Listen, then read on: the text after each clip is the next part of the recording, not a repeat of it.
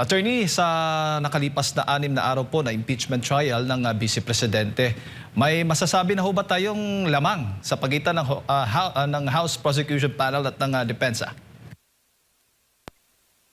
Well, hindi mo naman sasabihin lamang because the burden of proof here is on the side of the prosecution. Silang may pananagutan na maglabas ng mga ebidensya. So ang tanong diyan siguro is meron na bang sapat na nailabas ang prosecution to prove yung Article 4 of the impeachment? Sa aking tingin ay napakalayo pa nila doon sa mga facts that they wanted to establish, because so far dadalawang testigo pa lang after 6 days, dadalawang testigo pa lang na ipresenta nila, and the only thing that they have proven is that supposedly is that the video exists. Meron talagang video interview si Sara Duterte. And alam naman ng buong publiko, na panood naman halos ng lahat ng tao yun, yung video na yun. And even the defense has adapted yung video na yun as their exhibit. So I don't really think there is an issue there. Ang punto na dapat nilang patunayan dito ay meron bang kriminal na pananagutan, or is this allegation in Article 4 even an impeachable offense? And I honestly think na with those two witnesses, napakalayo pa nila doon sa gusto nilang i-establish. Para sa ang hearing kasi na to, sa totoo lang, alam nyo, hindi ito para sa mga senador eh. Because the Senate, I think, already is divided, and they have already made up their mind in so far as the outcome of the Senate investigation is concerned.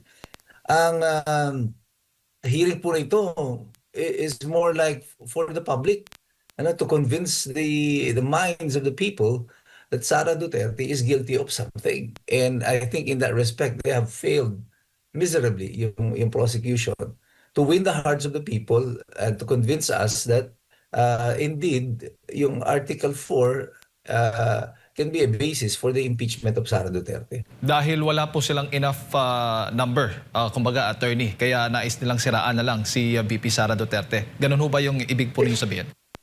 Exactly. From the very beginning, sabi ko, huwag na tayong maglokohan dito, huwag na tayong magpaka-ipokrito tungkol dito. Alam na natin ang outcome ng bilang na yan from the moment that the Senate investigation started. This is divided along the lines of the partisan lines in the Senate. 13 yung para sa administrasyon at 11 yung nandito sa oposisyon. Kaya nga unti-unti nilang binabawasan yung bilang ng mga nandito sa oposisyon. And I really don't think na mayroong aksidente na at the start of the hearing aarestuhin ninyo si Rodante Marcoleta, sasampa ng kaso. This was all political ito mga ito eh. So sa aking pananaw sa kasalukuyan, bago pa mag-umpisa yan, 13-11 na ang botohan. So there is no way that they can impeach Sara Duterte. Kaya yung burden nito nandun sa prosecution to switch the tide, na kailangan magkaroon ng pressure sa publiko na makumbinsin nila ang taong bayan na meron talagang pananagutan si Sara Duterte, hoping that this will influence yung boto ng mga 11 pang senador at umabot sila sa 16 na threshold. Opo. Makukumbinsi ba yung publiko kung itong mga witness na presenta po ng prosecution, attorney, ay wala pong mga personal knowledge at may mga depekto pa yung mga dokumentong pinapakita po nila tulad ng typo at maling petsa.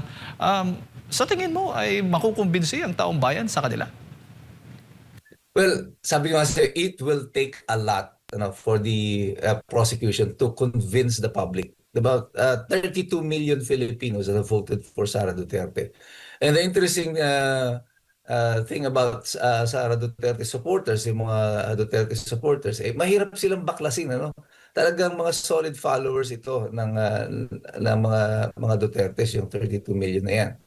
And maraming kailangan gawin ng prosecution. It will take something extraordinary to convince all these people na si Sara Duterte is guilty of something. And so far, presenting witnesses like this, na wala namang personal na kaalaman, na ang sasabihin lang sa sa korte ay interpretasyon nila ng batas ukol dito, yung mga investigasyon na evidently are haphazardly done, na kaya nagkawendang-wendang yung kanilang mga petsa, hindi nagtutugma-tugma eh. It would appear now that even before the investigation was conducted, meron ng conclusion. So parang nagbuo na muna sila ng conclusion, tapos yung investigation pinatugma papunta dito sa conclusion na ito. Yun ang lumalabas ngayon dito sa publiko na naipalabas ng depensa sa pamamagitan ng pagsita ng mga dokumento na ito na ipresenta ng NBI mismo. At ang conclusion pa ng prosecution, attorney, na yung grave threats ay isang may tuturing na betrayal of public trust na saklaw po doon sa impeachable offenses. Masasabi po ninyo. Tama po. Yun yung sinasabi ko na yung pinaupo nilang testigo, ang pilit nilang pinagagawa sa kanya ay i-interpret yung batas. Pero hindi po pwedeng gawin ng testigo yun, na siya ang magsasabi na ito ay a betrayal of public trust and this is an impeachable offense. Dapat ang magdidesisyon yan is the impeachment court. At kung ano man ang sinasabi niya na yan, ay opinion niya na lang yan na hindi dapat na ginagawa sa pag-upo niya bilang testigo. You're not being called there to establish an opinion. You are called there to establish facts. Dapat mga detalye, mga ebidensya.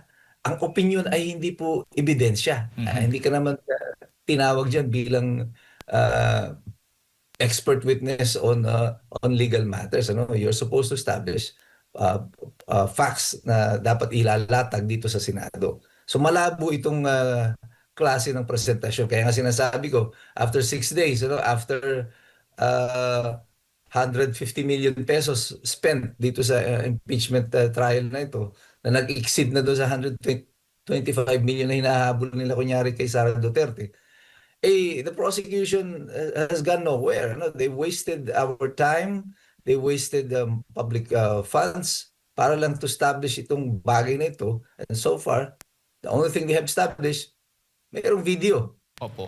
And we already know that. Opo. Kung sa regular na korte ho ba, attorney, kung itong dalawang testigo na to ipinisinta, tiyak na basura po yung kaso dahil sa mga nakita po natin mga discrepancies sa kanilang mga testimonya. Well, hindi naman ibabasura agad, Of course, nandiyan na yung mga ebidensya nila. But I don't think that their evidence should be given any credibility or weight by the regular courts today. Kasi ebidensya ang pinag-uusapan dyan, ang issue nga, video lang ang pinag-uusapan. Dapat kung yun lang i-establish nila, all they have to do is to establish yung scientific basis para ma-prove nila that the video exists. They could have just stipulated on it kasi inadapt naman ito ng depensa. As a matter of fact, at the start of the hearing, nagkaroon ng diskusyon sila dyan kasi ang gusto ng depensa ipresenta yung maigsing bahagi lang ng video, mga around 2-minute clip na video. Ang depensa naman, ang gusto ipresenta na yung yung kabuuan ng video kasi sinabi nila, ipapakita nila yung kabuuang video. So, there is no issue insofar as the video is concerned. Ang ginagawa lang ng NBI, kaya portion lang, a clip only of the video ang gusto nilang ipakita, ay nagki-create sila ng sarili nilang naratibo. They are creating their own story using itong video na yung 2-minute clip of the video. At ayaw nilang ipakita yung buong larawan ng video, ano yung basis ng sinabi ni Sara Duterte, ano yung context, And that is what the defense is trying to do, just to establish the context of what is being stated. So based on the context, kung tinignan mo yung buong konteksto, I don't think magkakaroon talaga ng pananagutan, magkakaroon ng grave threats doon sa sinasabi na yan. Opo. It's so simple. Ganito po kasimple yan, yung sinasabi na conditional, naririnig ko na may mga example na ginagamit. Pero to put it more simply, para maintindihan ng taong bayan, halimbawa tayong dalawa, nagkakainitan tayong dalawa, meron tayong away na dalawa. Opo. Sinabi ko sa iyo, sige, subukan mong suntukin ako. Ipapasuntok kita sa tatay ko. Papagulpi kita sa tatay ko. Meron ba akong pananakot sa'yo doon? May grave threats ako sa'yo doon? Di ba't nakakondisyon yun na ikaw mauuna, suntukin mo muna ako? So, based on that, may condition. There is may condition na dapat maganap muna bago mag-take effect yung aking threat sa iyo na pananakot. So, how can there be threat there? The same Opo. way, ganun din ang nangyari dito sa kay Sara Duterte. Opo. Pero ang sinasabi po ng nasa prosekusyon, ilan pong mga prosecutor at maging yung mga senator judges, sinasabi po nito tulad ni Congressman Congressman Chua na ang layunin ng impeachment court ay suriin ang integridad daw, ang karakter at ang fitness sa pwesto ng isang hinalal na opisyal. Dahil hindi ito kriminal na kaso, kung saan nakasalalay po ang kalayaan ng akusado, ang rules of court ay nagsisilbi lamang daw na gabay at hindi dapat gamiting dahilan upang pigilan ang paglalabas ng katotohanan. Attorney, reaksyon po ninyo. Unfortunately for the prosecution, they did not include that as the impeachable offense. Ano, wala yan sa mga artikulo na sinasabi niya, the moral fitness uh, of the vice president. Kaya sinasabi ko, parang ano to yung interpretasyon nila na yan, na biglang naging it's about the moral fitness, overstretch na of the accusation, yung Article 4 na paglabag doon sa pagtitiwala ng publiko. Hindi iyon kasama sa kanilang mga inallege na grounds. Ngayon, idadagdag nila ito na yung moral fitness na daw. Kaya biglang isinasama nila, di ba? Yung kanyang yung bank transactions mula 2007 hanggang 2024, no? A stretch of 17 years. Tapos biglang gusto nila reviewin daw yun kasi iyan nga daw ang dahilan.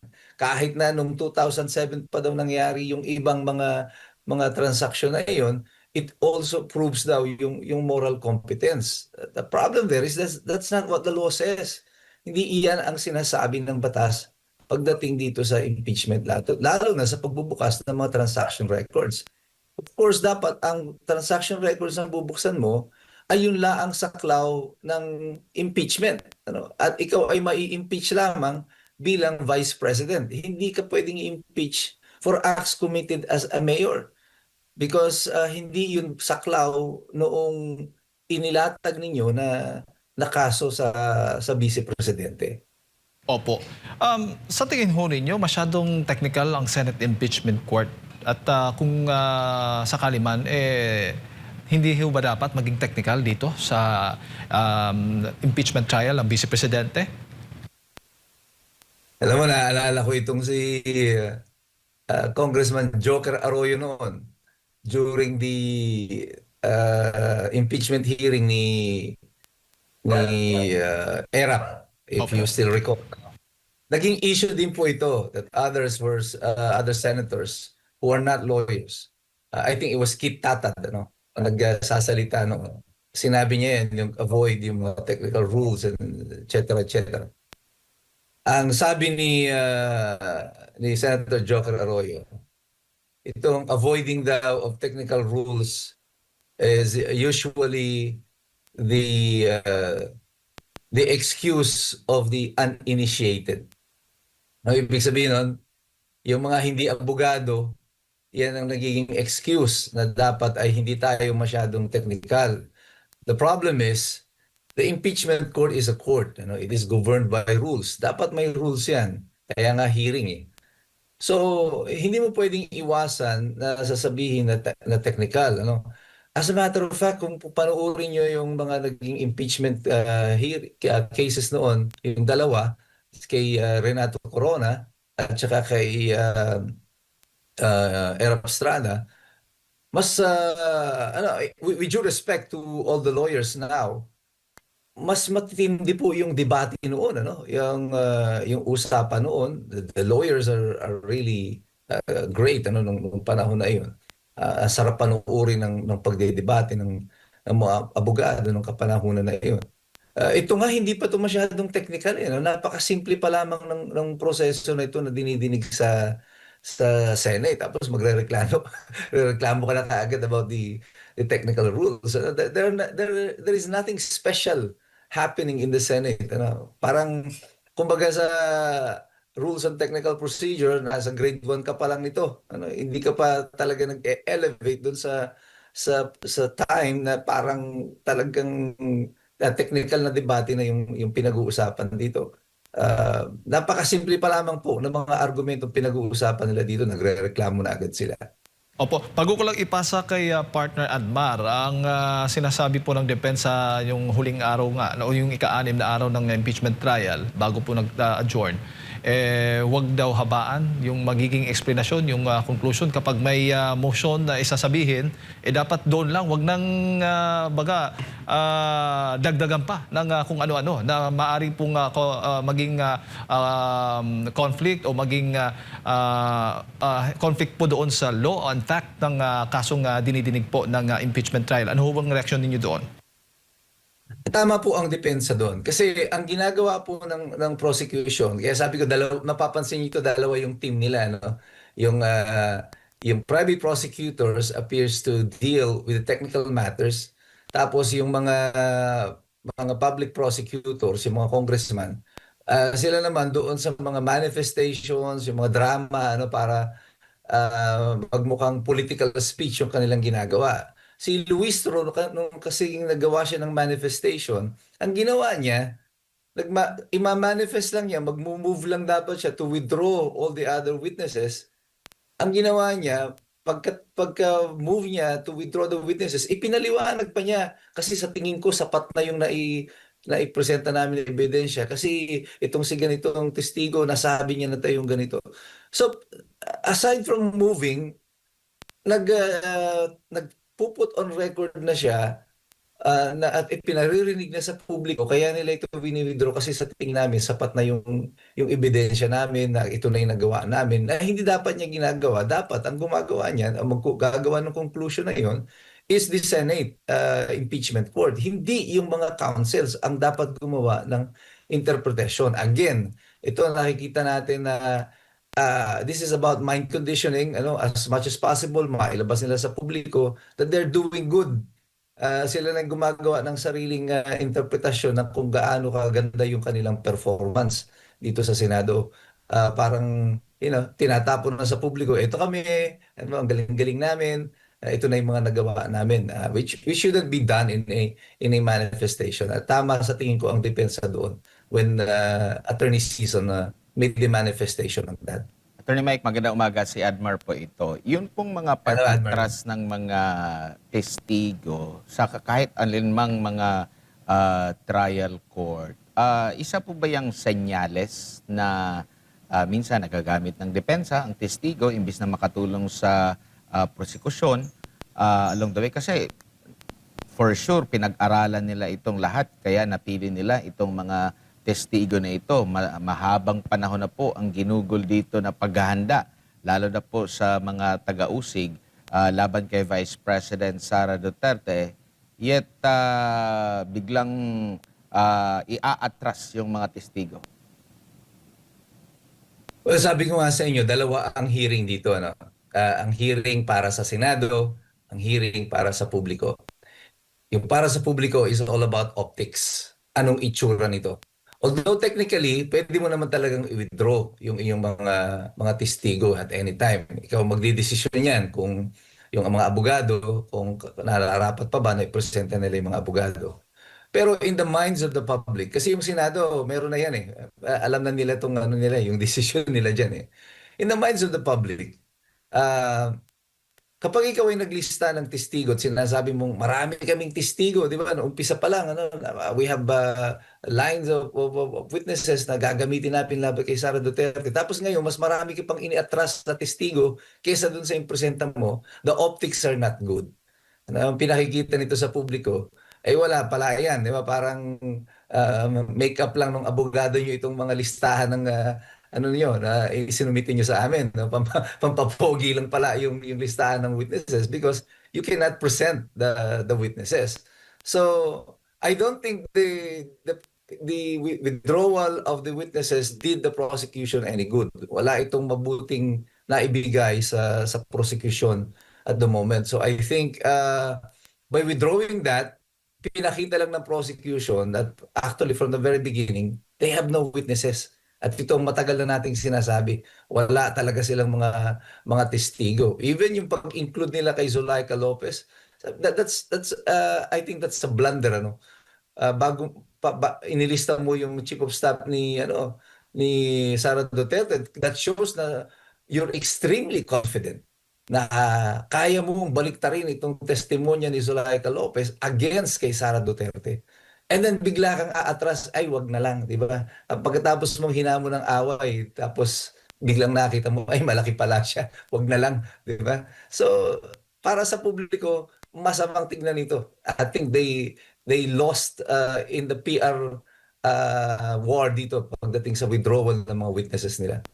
Dito naman po sa issue ng sinasabing itinaon or nataon lang na pahayag ni NBI Director Melvin Matibag doon sa pag-iimbestiga sa issue na nangyari pa noong 2019, attorney, sa isa sa mga senator judge. At tingin nyo makabubuti ba ito o mas lalo lang makakadagdag sa konklusyon na talagang yung mga hindi aanib o hindi susuporta sa layunin ng administrasyon ay talagang magkakaroon ng mga problema? Well, I think hindi na ito sorpresa sa publiko. Simula nang nag-umpisa sila noon pa, nag-start sila kay Pastor Kibuloy, 'di ba? Lahat ng mga taga-suporta ni Rodrigo Duterte ay inisa-isa na nila, no? Mga pinapakulong. Pero this year, nag-hit ito ng crescendo, as in talagang lahat na lang ng mga susuporta kay Sara Duterte. Si Senator Jinggoy, it started with Senator Jinggoy, now Senator Marcoleta, now Mike Defensor. Ngayon, nakita nila that the strategy is working, they're going back to the well.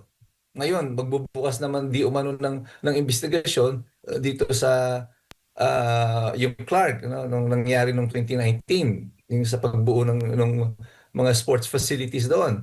At ang they were hoping na magiging ang tatamaan dito would be Cayetano. So hindi na sorpresa ito because they're just going back to the same strategy all over again. Aksidente ba ito? Definitely not. Hindi ito aksidente sa tingin ko kasi the way even yung pag-aresto kay Rodante Marcoleta on the day that they will start the hearing, is that accident na yung timing niyan ay aksidente ba na biglang si Chis Escudero ay walang kaso, si Joel Villanueva ay wala ng kaso, kahit sinasabi mas nauna pang in-announce ng ombudsman noon na hinog na daw yung kaso sa mga ito. Pero where is the case now? Wala, di ba? Aksidente ba yon? I think that the public will not be convinced na lahat ng mga ito ay aksidente. Alam niyo, sa politika ngayon sa Pilipinas, lahat ng mga kaso na ganito, hindi na siya aksidente. Alam na ng publiko, sa isip ng mga mamamayan, ang nabubuong sa pantaha dito, laging, these things are deliberate. From the very start, merong planong isinasagawa, merong ine-execute, and they're just sticking to their plan. Sa tingin ko, I think the leadership today is all about instilling fear in the hearts of the public. They would rather be feared than to be loved by the people. Opo, dito naman po sa Kawalan na wala po ang Senator Judge Rodante Marcoleta doon sa pagbusisi, paghimay pa sa lahat ng mga isyong ilalatag po ng prosecution. Gaano kalaki po ang nakikita ninyo na po ang ukol dito po? Well, malaki lang ang epekto niyan insofar as the public's perception is concerned. Kasi alam naman natin yung kapasidad ni Senator Rodante Marcoleta. He is a lawyer. He is one of the best fiscalizers in the Senate today. And kung nakaupo dyan si Senator Marcoleta, ay siguro mas marami pa siya mga maitatanong at maililinya itong tanungan na ito papunta doon sa katotohanan. And ang epekto nito is only insofar as the public is concerned. Yung ating perception dito sa proseso na ito sa Senado. Pero in terms of the votes, wala siyang naging epekto kasi sa umpisa pa lamang ng hearing, sinabi na ni Chis Escudero that the threshold is still 16.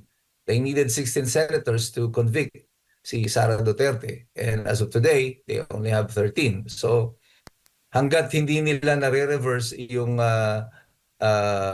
ruling of the chair, anong presiding officer at the start of the hearing that it is still 16, it stands at 16. So wala siyang epekto doon sa magiging outcome ng hearing sa Senado. Opo, dito naman po sa nakikita po ba ninyo na sa tingin nyo, doon sa mga aligasyon nila, sa mga articles of impeachment, na kung pagbabatayan mo yung mga pahayag sa prosekusyon, mula pa nung nagkakaroon sila ng investigasyon dyan sa Kamara, tingin nyo itong inuna nila ang mabigat sa tingin nila, kaya inuna nila, or ito yung pinakamahina, or ito yung tingin nila may ebidensya na mailalatag, or ano ba? From the very start, sinasabi ko na ito.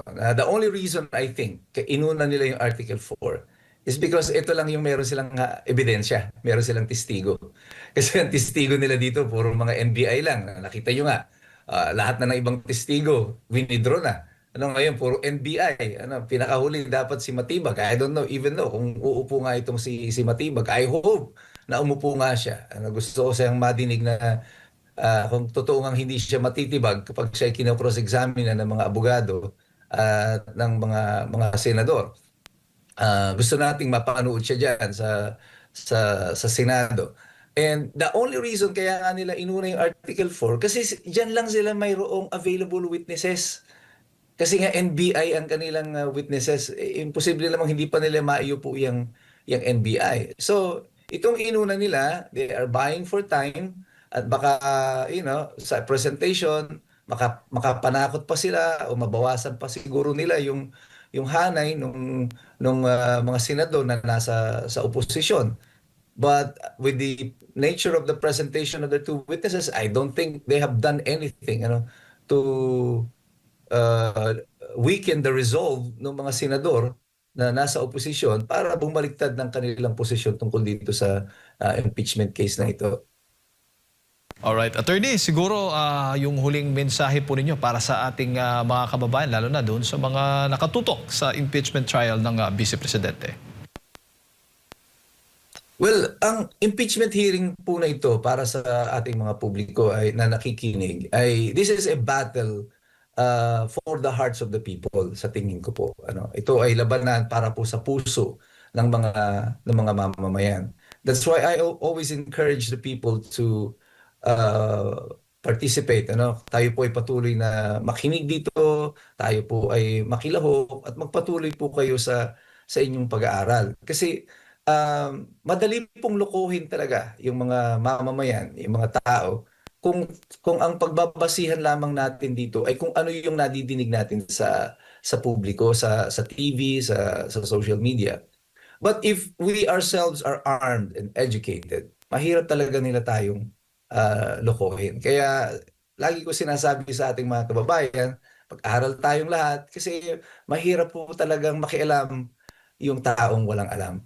And that is you today, Hindi na tayo ang mga mamamayan na pwedeng takutin, hindi pwedeng lokohin kasi alam na po natin yung totoong nangyayari sa ating bayan. Alright, Attorney, maraming salamat po sa inyong oras at sa pagbibigay po ng impormasyon ngayong umaga. Good morning po sa inyo.